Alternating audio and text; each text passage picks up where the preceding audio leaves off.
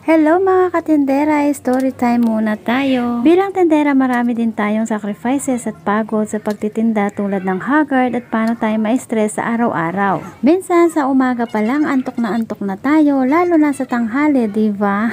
Pero oops, bawal tayong matulog, sayang ang benta, pero pwede tayong umidlip. At lalo hindi tayo basta-basta makapagsara ng ating tindahan dahil iniisip natin pag nagsara tayo ng ating tindahan ay sayang ang benta. O diba mga katindera ko? Ganyan tayo mga business minded. O diba mga kasari? Kaya sa ating mga kasari dyan, mga katindera dyan, laban lang palagi, kanya-kanya tayong mga diskarte. Full-time nanay, full-time tindera, certified single mom. O diba nakakaloka? Ang buhay naman ay hindi naman kompetensya. Gawin mo kung saan ka masaya at komportable. Ang mahalaga, nakakaraos tayo sa araw-araw. O diba? Walang day off pero worth it.